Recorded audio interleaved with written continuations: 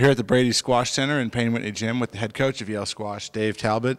26th season coaching the Yale Squash program, started with the men and now do both the men and the women after your brother Mark left to do some good work at Stanford.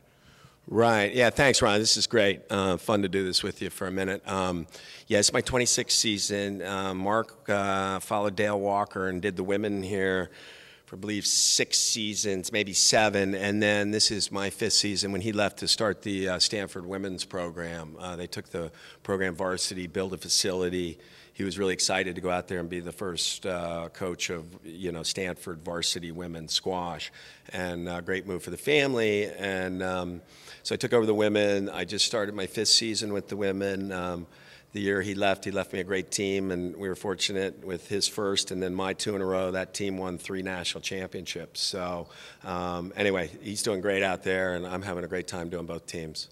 Yeah, both teams this year started in the top 5 in the national rankings. That's always an exciting way to start a season.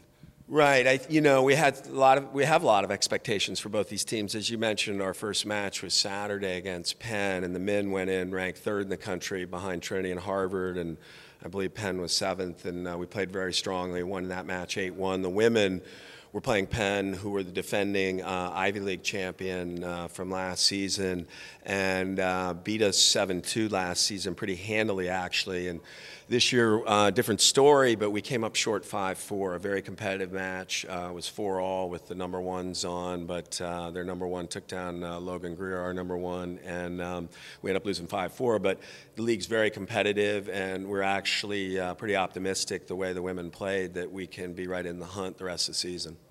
Let's talk somewhat about where we're sitting. This Brady Squash Center is pretty fabulous.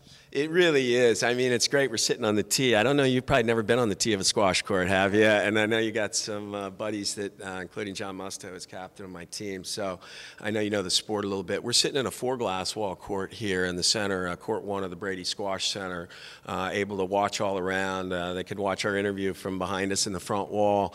This was the first permanent 4-glass wall court in the country, and it's all a result of what you just alluded to, the Brady Squash Center, which was a facility opened in the year 2000, initially led by Ted Shen, and then Nick Brady came and really was a difference maker to build a 15-court facility. We're in the number 1 court, considered the best show court in the world, permanent exhibition court, and many consider the best facility in the world. And as I said, we've got 15 courts, 2 other exhibition courts. And since we opened this in 2000, we have housed more national championships than any other center anywhere in the world. It's busy all the time, and it's fabulous. So with Mr. Brady, Ted Shen, and then 300 other donors, really a lot of people who maybe, or the few people that actually tune into this, hopefully more than a few, certainly know the name Sam Chauncey, and he was the chair of our fundraising group that had 300 donors donate $7 million, led by Mr. Brady, which is absolutely impressive.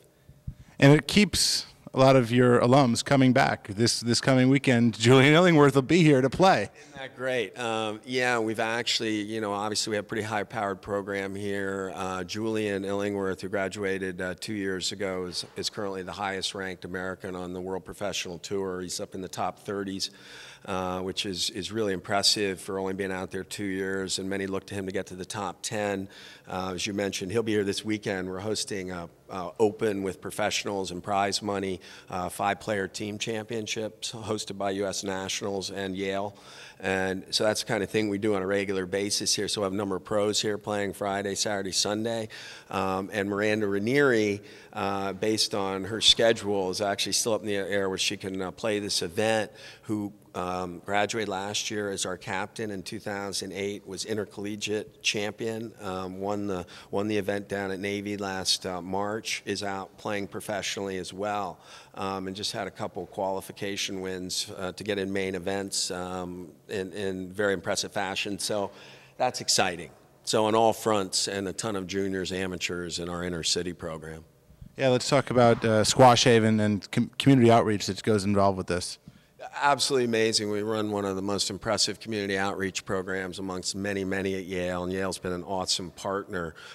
Is a copy of, well, not a copy, but a prototype of the Squash Busters programs. We're now in our second year with two schools, Edgewood and Martinez. We started with 5th and 6th grade.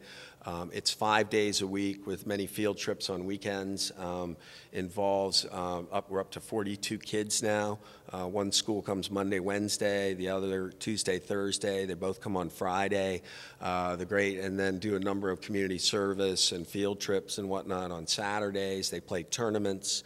And there's about 6 of these inner-city programs that are all part of this national organization. And we're very fortunate. Julie Greenwood left Williams College, 10 years as a head coach there at age 32. She'd already been a head coach for 10 years. Squash and tennis came to run this program. And we now have a full-time academic person, another part-time academic person, and also our teams do all the squash from 3 to 4, and then Yale tutors help us from 4 to 5:30 in the classroom. So really fabulous program. It's all made possible through this fabulous center. You come from a Yale family. What does it mean to you to now be one of the most tenured of all the Yale coaches? Well, we were joking before. I mean, seriously, my grandfather was captain of the Yale football team in 1914. I had an uncle who came here and played football. My father swam for Bob Kippeth in the 40s, and I came in 1983 not knowing that I would be here more than, say, 5 seasons. I was on the pro tour. I was 30. I was playing. I didn't know that I really wanted to coach, and we're sitting here 26 years later, and I sometimes have to pinch myself. It's been an incredible ride here. I've been through the transition from hardball to softball to building this facility to watching the growth of the game on all fronts, and to be able to have been part of the Yale community. It's really about the kids and the players. My relationships, all my best friends are my players, and I have this incredible network out there that I never dreamed I'd have, and I never thought I'd be here, sitting here this long, and I'm very pumped. I've got 2 young assistants that bring me a lot of energy, Gareth Weber from Wales, Pam Saunders, who just started with us this fall from Zimbabwe, who is head coach at Mount Holyoke after captaining Trinity, and Gareth's a fine national player in his 5th year with me. So I have the best of all worlds of sort of my experience of being here all these years, but I have 2 great young players to really push the kids on court and bring that energy on that end. So I feel like I'm very fortunate. Well, your assistants are international. And let's talk about that for a second, because these flags in the Squash Center are not for decoration. They represent countries that Yale athletes have represented. Yeah, great point. As we look around here, I don't know how much you'll see them on this video, but you can certainly see them on our website. Numerous flags from all the kids who played for us for the last 25 to 30 years. And I was commenting to you before that we usually have somewhere between 8 and 10 countries represented. It's as everybody who knows squash know, it's a huge global game. All the teaching professionals, a lot of teaching professionals are internationals over here, and it's really a game played in every corner of the world. And so we're able, through not only Yale's reach for globalization, we're one of the sports that can really go out and get the best and the brightest from all these different countries and create an awesome melting pot right here at the center that really goes along extremely well with Yale's mission, as well as putting a lot of good players out there. All right. Well, Coach Dave Talbott, thank you very much. Ron, thanks. It's great. I love listening to you about Yale football and the other sports. So, and to these 2 guys out here, and Sam Rubin and Neil, who've done great jobs with video. Thanks for the coverage, guys.